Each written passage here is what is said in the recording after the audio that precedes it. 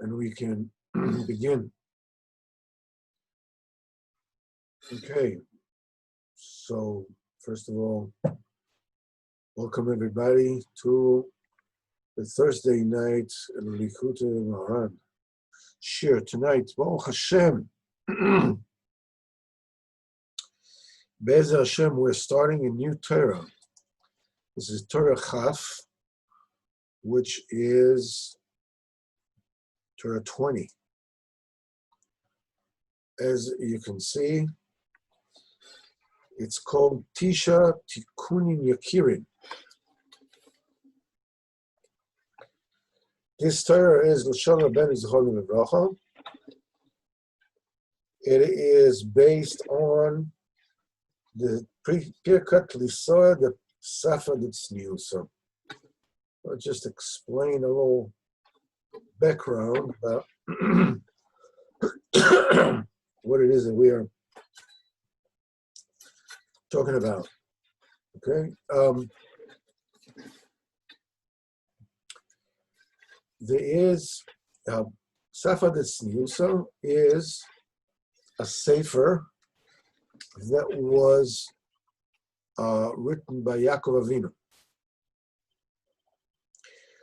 and there are 5 chapters of this Pirkei D'Tzniusa, Safa D'Tzniusa, and it is dealing with the most profound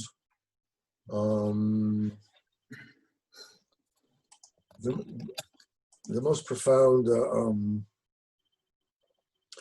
Kabbalah secrets, and they appear in Sefer HaZohar, and the second Perek of Pirkei D'Tzniusa, we learned with Torah Yotes. So this is Torah Chaf, which is dealing about this Nakuda that is mentioned in the 3rd chapter of Pirkei D'Tzniusa, Safa D'Tzniusa. Safa D'Tzniusa means this is the hidden book. It's the hidden sefer, which is concealed. In other words, the words of this particular sefer are concealed because they contain, as we said, the highest secrets of Kabbalah.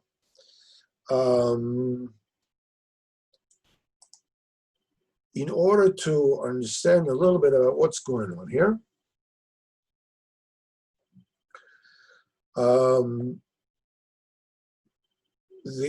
we know that there are 4 olamas, realms, universes. We have our own, which is Olam Asiyah, which is pretty big, some million of light years and whatever. Now above,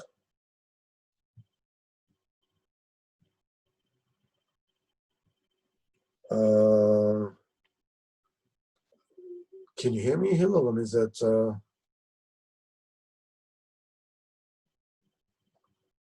okay? Let me just I don't know. Anyhow, so let me just put it on hold. So we all know that above Olam Asiyah, the world of matter, the material world, we have the Olam HaYetzirah. Olam HaYetzirah, in comparison to Olam Asiyah, our entire universe. Okay.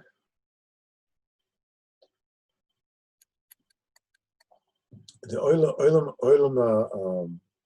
Asiyah is just a dot when compared to Olam Yetzirah, which is above it, which is the world of the angels. Then you have Olam Abriya. That's another universe, which is still above. Can you hear? Hello. I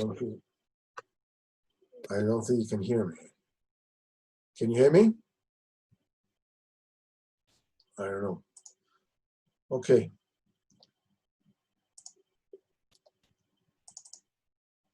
So, and above the Olam Abriya, there's the highest realm, which is called Olam Atzilus, the world of emanation. And the world of emanation, the Olam Abriya, is like a dot compared to the entire universe for Olam Abriya when compared to Olam Ha'atzilus.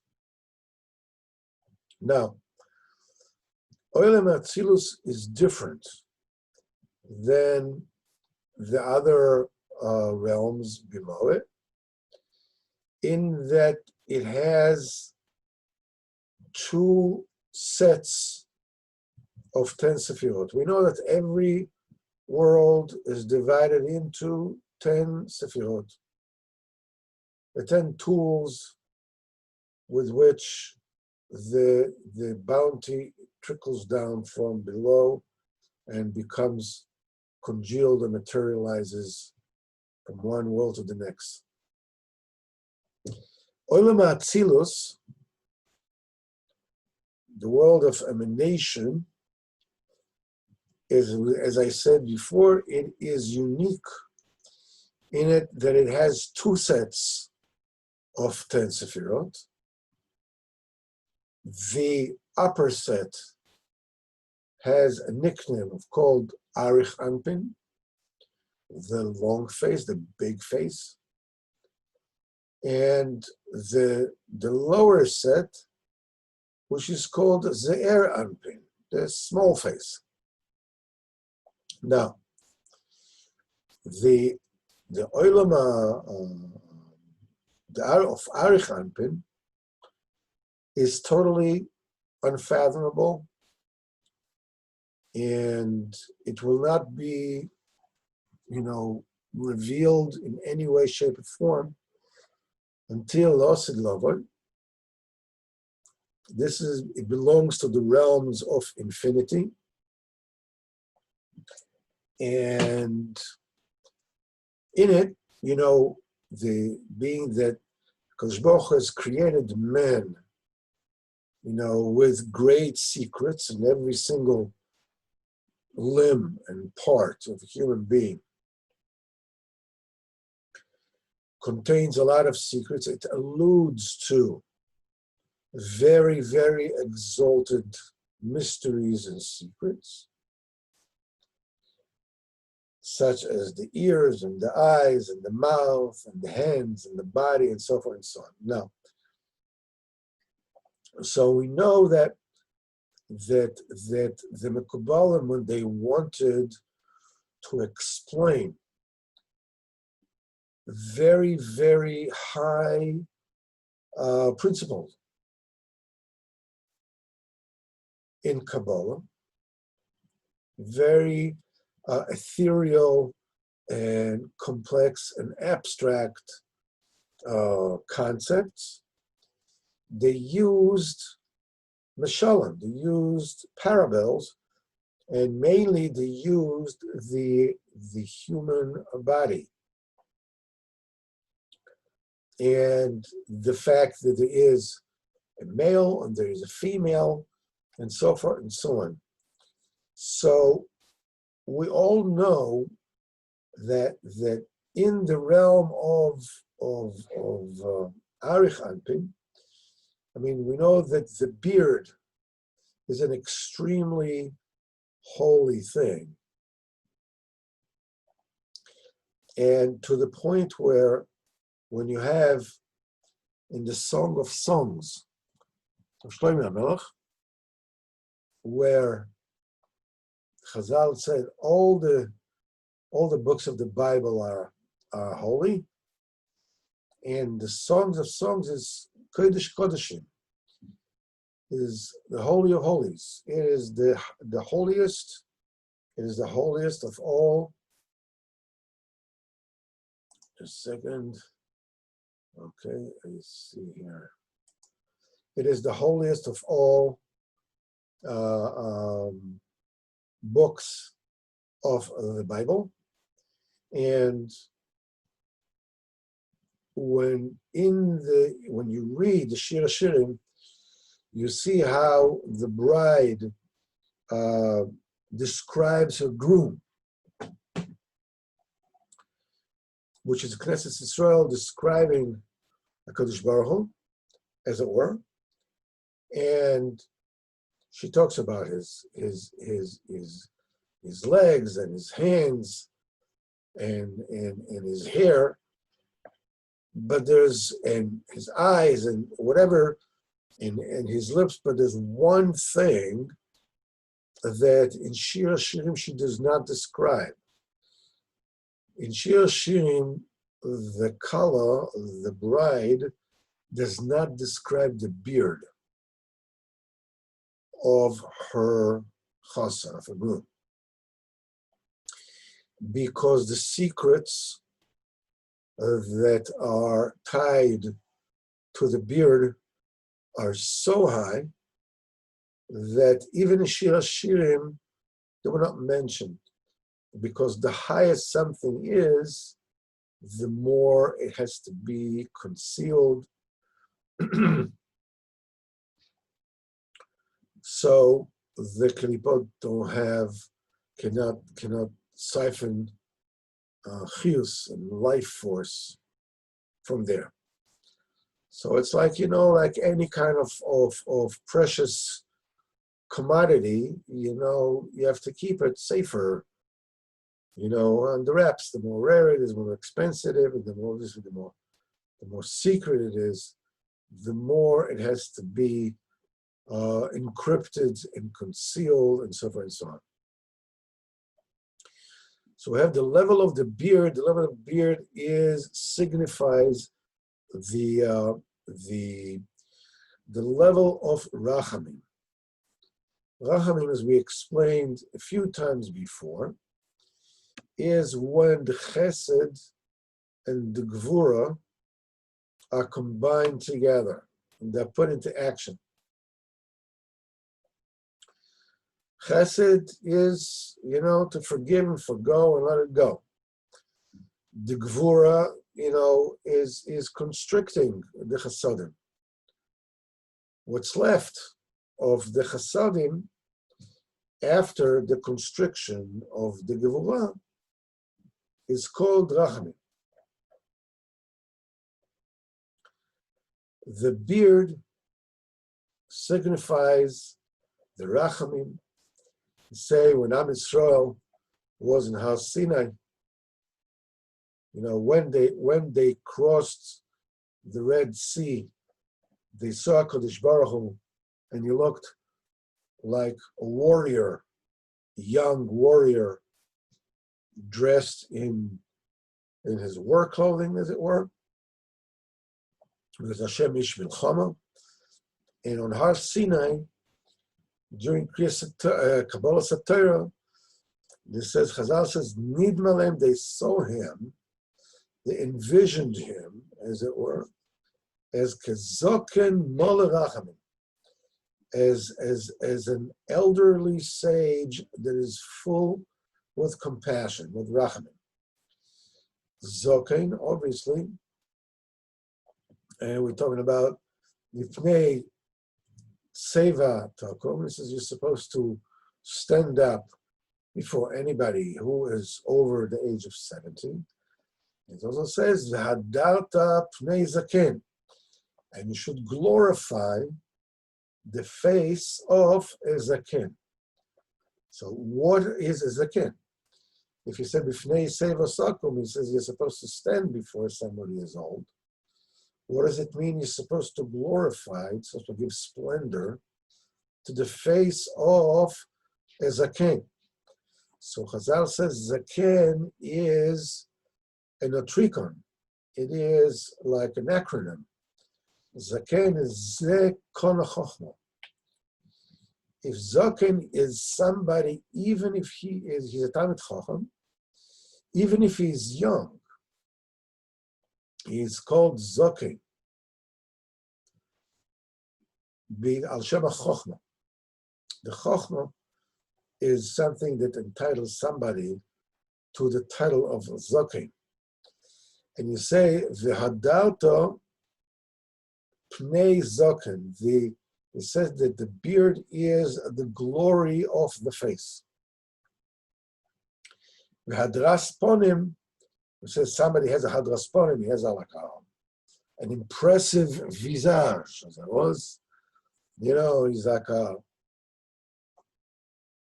he comes in and people go like, wow, check this out.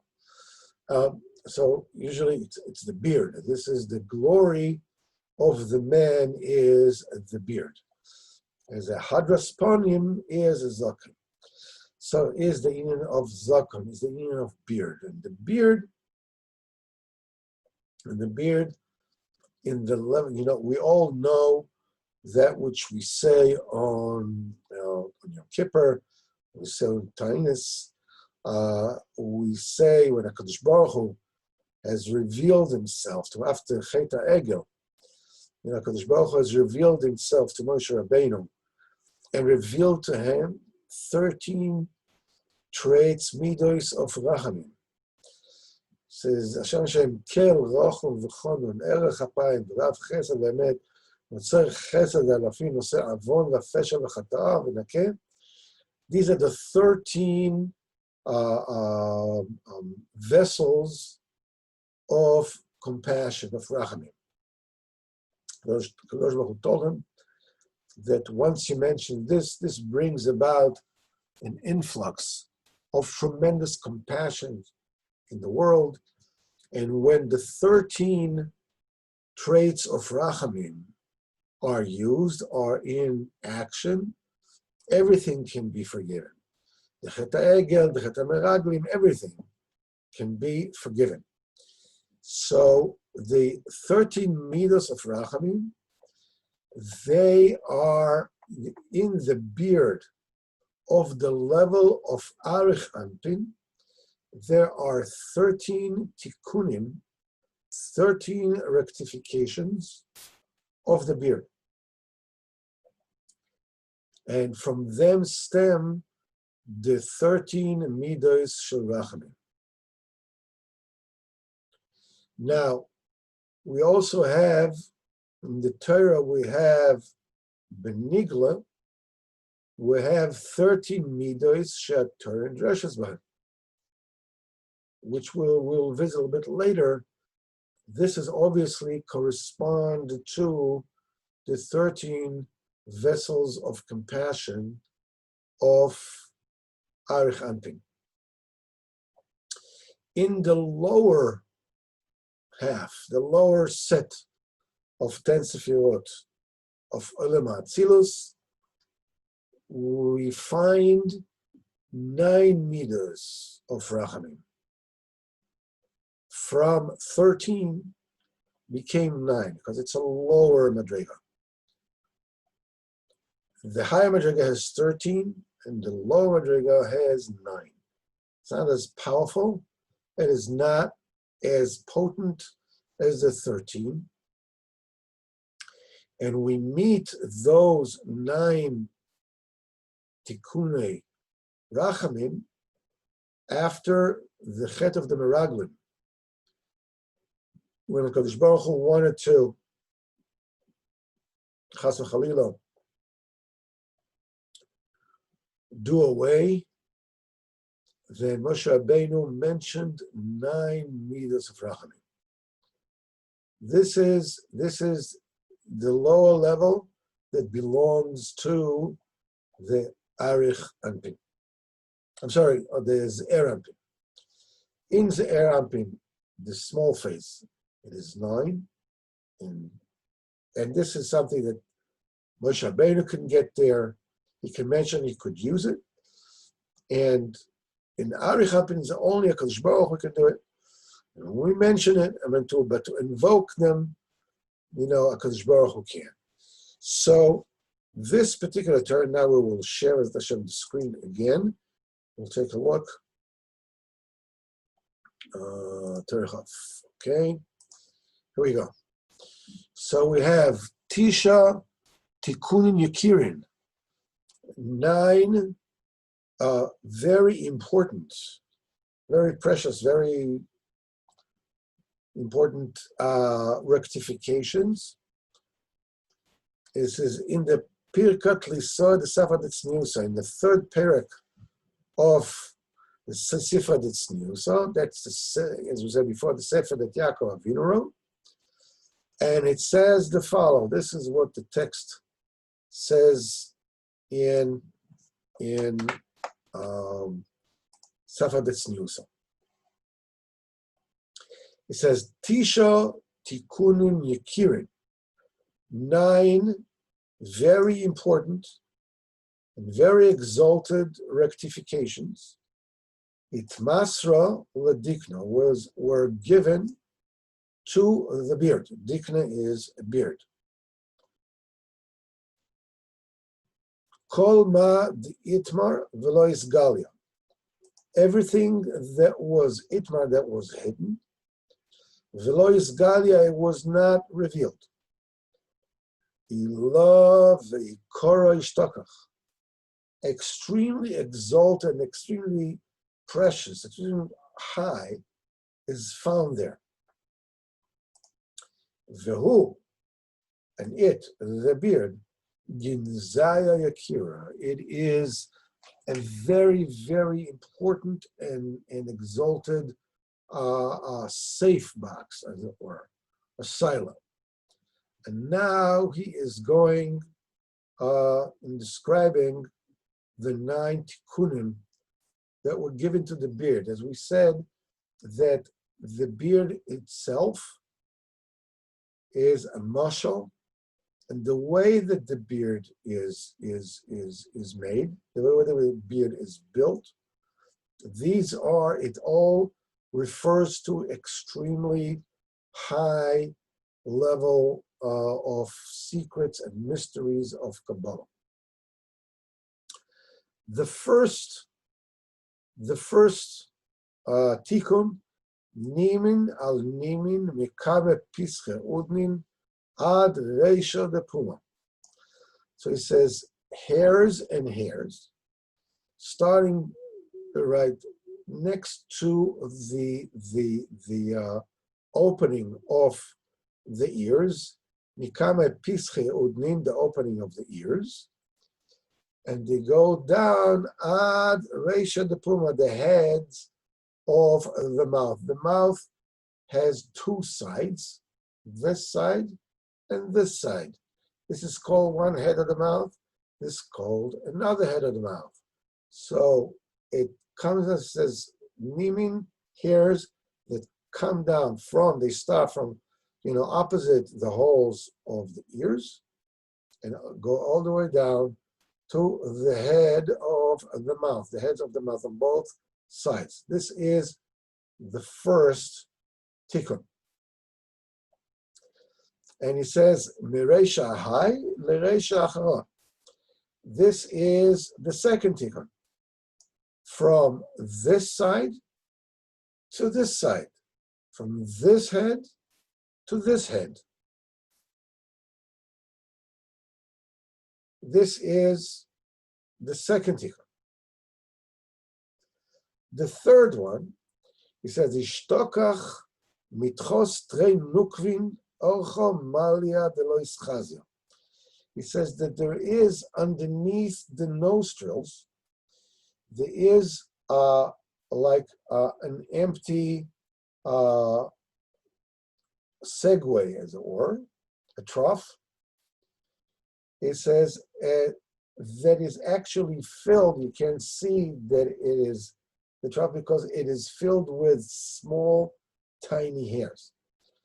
Ishtakach mitchotrin ukrin. It is found from underneath the two nostrils. Archa is a way, a road, right here. Malia, the lois chaz, it's filled with small hair, and that's why it cannot be seen, because those small hairs are covering that channel, as it were, here. And then he says, ilin, that's the fourth one. Ilin is chapyan mehai gisa or mehai gisa. It says the cheekbones that are coming from this side and from this side. This now we're talking about the cheekbones of the teeth. And then we have, this is the fifth and the sixth one, behon, and in those on top of the bones, the cheekbones,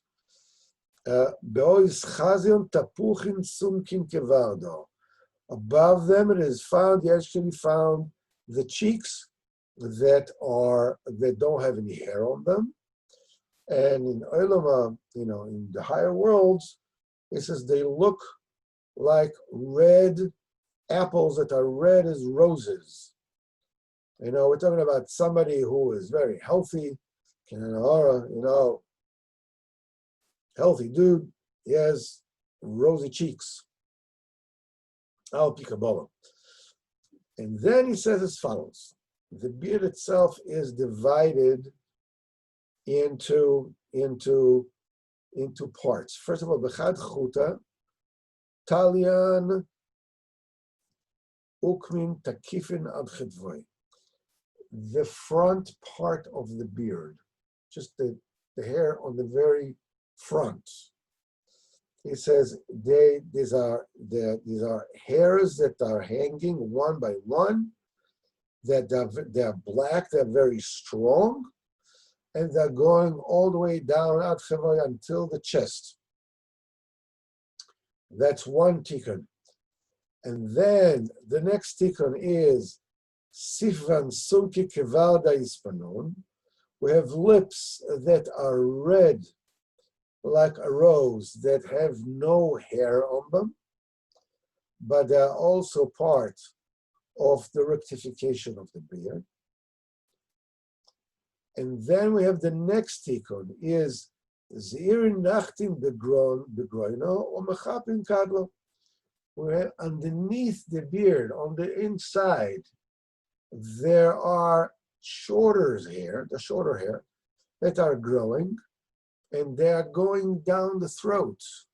They're growing down the throat, like on the other side of the back of the head. In other words, they are the one on the front, which is the parallel to the back of the head. Zeirin Nachtin, smaller ones that are growing on the throat, and they are covering, as it were, the opposite side of the back of the head. And he says, Ravavin, in between them, you have Ravavin Zeirin Nachtin Bishkola, in between the front strong ones, and in the back the very small ones, you have bigger and smaller ones that are coming down in precise measurement in between. That's the thickness of the beard. And he says, Be'ilen ishtokach gibar v'takif. In those, with these tikkunim, we find the tremendous influx of rachamim, extremely powerful rachamim. He says, Be'ilen ishtakach gibar v'takif.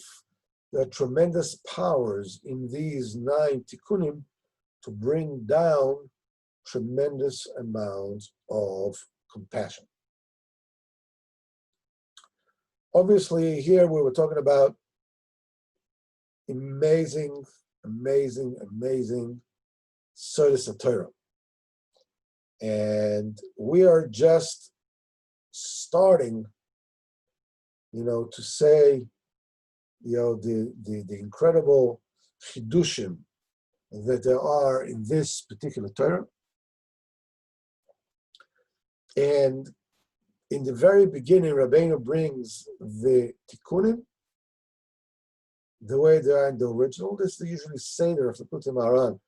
You have a pasuk, or you have a maimar, you have a story of Chazal, and then the Torah starts and brings you chidush one on top of the other, and constructs a full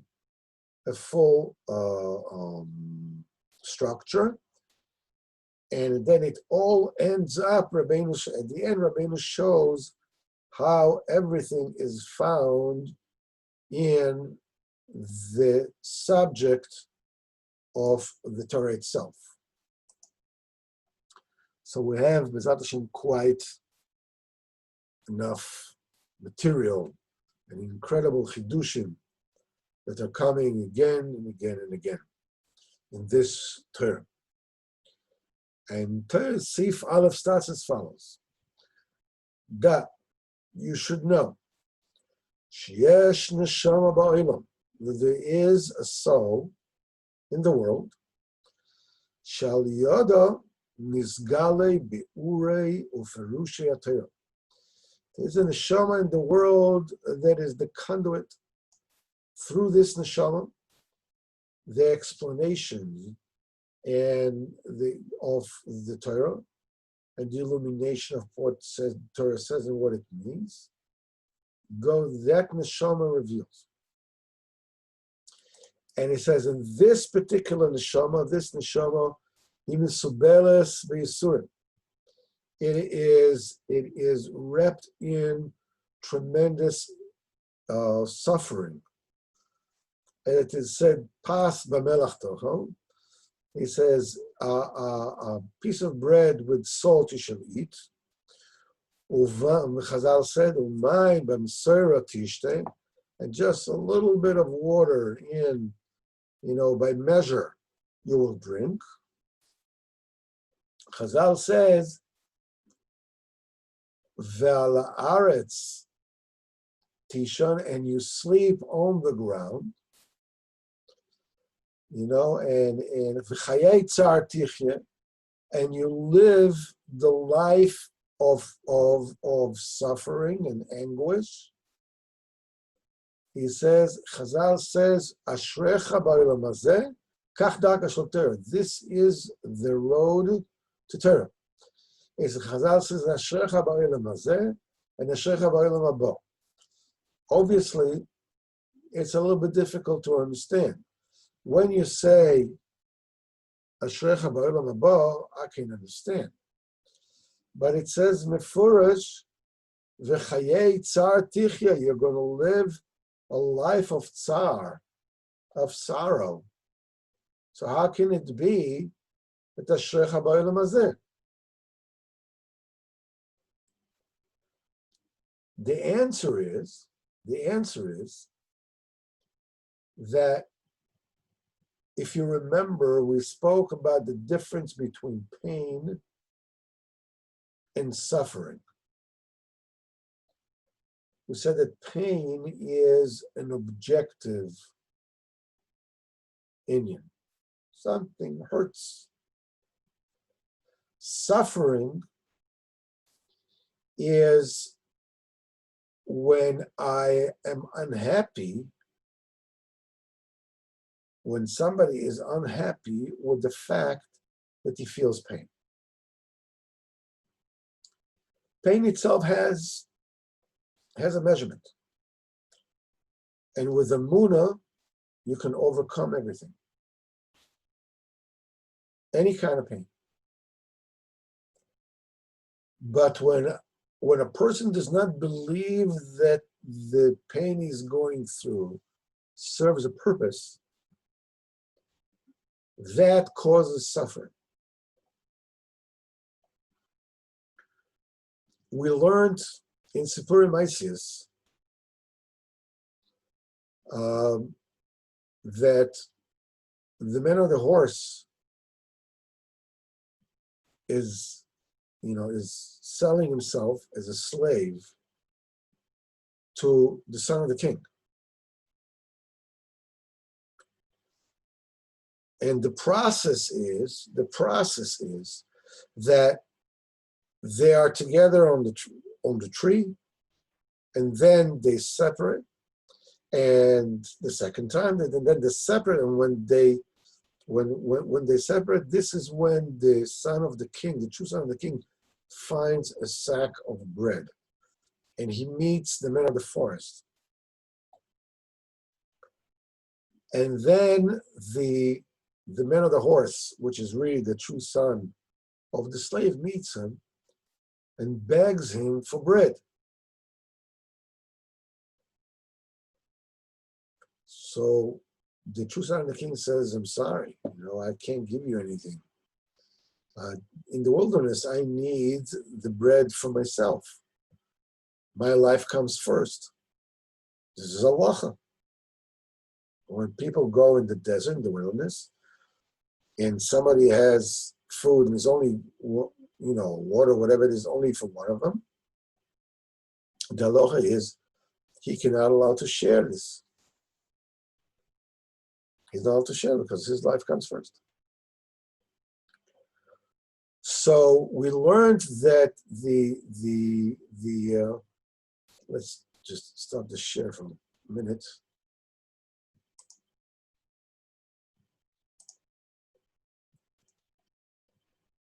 As we said that the man of the horse is asking the prince, the real prince, to sell him bread, to give him bread. He says, I can't give you. So he says, I'll give you anything. So the true prince says, what can you give me for bread in the wilderness? I mean, anything and everything is worthless when it comes to the bread in the wilderness.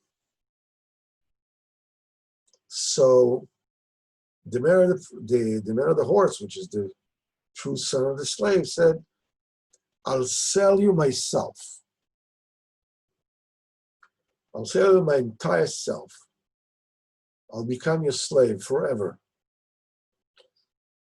And the true son of the king reflects on it, and he says, you know something? To buy an entire person, it's worthwhile. And he swears to him, and he gives him the bread. When you look at it, it seems really incongruous. I mean, it really doesn't make any sense. A minute before, he said, you know something? I'll give you anything you want. Anything you want. What can you offer me? Bread in the wilderness? Give me $1 billion. There's no bread. What's good is the money? So how come he says that, you know something, to buy a slave, an entire person, that makes sense. I'll do it. What's going on here? What good will it do to you to have a slave if you run out of bread?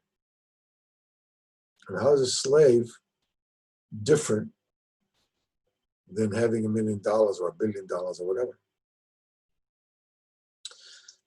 Well, the answer is, as we have learned in the Spurim Maasiyos, is that the son of the slave represents everything that we used to think we are, and we still think we are. Our body, our talents, or lack thereof,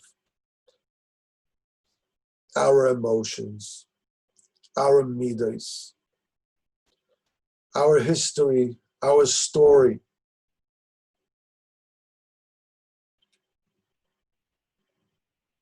We're a person, and we live in this world. And it seems to us that as long as we don't face lo aleinu, a bitter sentence, we're willing to play possum and sort of like make believe as if it does not exist. We're living, we all know that life ends at a certain time, but let's not think about it. And it's amazing that it enables us to look at this world and to do things which are totally incongruous with let alone forget about the purpose of life, but even life itself. People smoking cigarettes. Our ability to delude ourselves and to deceive ourselves is to no end. We have learned in Sipurei Maisius that when they meet on the tree for the first time, it signifies the first time that they realized that we're talking about two separate entities. We're talking about the body, we're talking about the neshama. The body constitutes of the body that wants what feels good, the ego that wants what looks good, and the neshama wants to do that which is right. So after the first separation between them, the neshama finds the bread. The bread represents the Torah. The bread represents the truth, the words of Hashem. Is given to you by the tzaddik. And the body comes around and says, listen, give me some. Give me some. Let me enjoy a little bit. Let me have something. Let me feel good about myself. And whatever it is, let's enjoy life. And the true prince, the neshama says, I'm sorry, in the wilderness, which means there's a countdown going on. I can't waste any life force to give you a good time. So I'll give you anything. What do you mean I'll give you anything? I'll give you anything means we are still equal. I am buying from you. I'm giving you a lot. But I am your equal. I see eye to eye with you.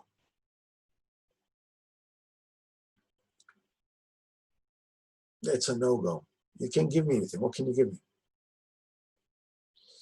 It is only when the body, when the material level, emotional, midos, whatever it is, your talents, your intellect, whatever it is, says, something? I'll be your slave. I will help you attain what you need to attain in this world.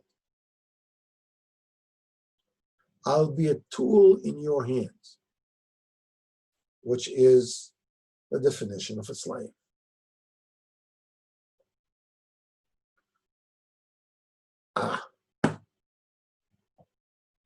That makes sense. And in the Lashon of Rabbeinu over there, he says, to buy a whole person, a complete person, it's worthwhile to share the bread. And it's a remez that in order that my body and my talents and my intellect and my shortcomings and everything will come together and serve me and help me get to where I need to get, yep, that's worthwhile. I'll take care of the body, to feed it well, so it remains healthy. and I'll take care, emotions, whatever it is. If you can't take it, you can't take it. Don't drive yourself crazy.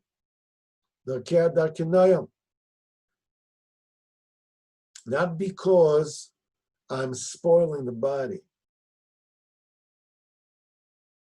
No, I'm taking care of my vehicle. Doing an oil change in the car, feeding a donkey. This is what I'm doing.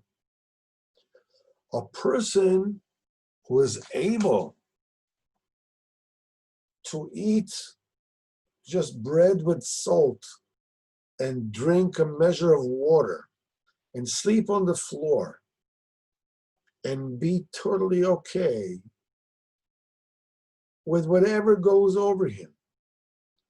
Whatever Kodesh Baruch Hu does is good.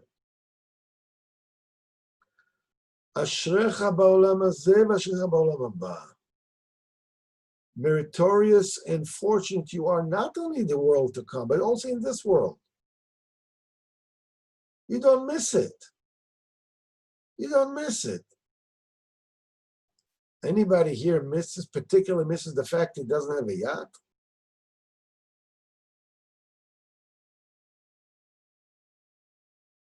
I don't know where I put my yacht. I forgot it. I don't know where it is. Man, how I miss. I need to have it.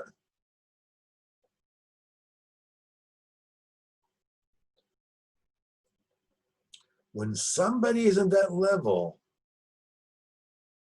then he lives a great life. He lives a great life.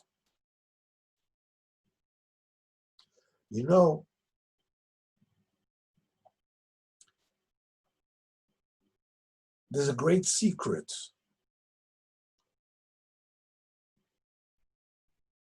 in living a great life under any condition. And that is when you are suffering or when you are afraid or you're going through something that is very difficult for you. Bring a Kodesh Baruch Hu in.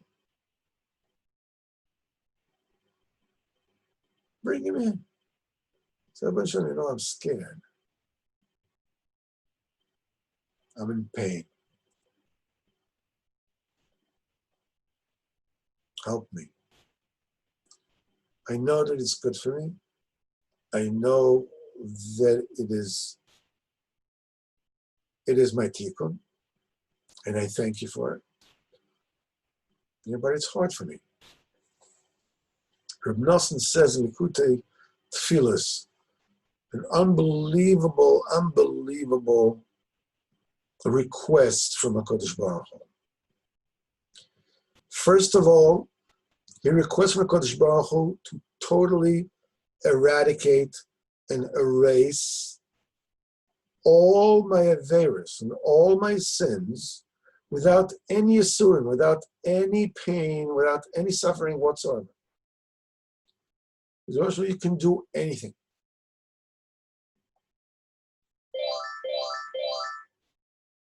And he says that regarding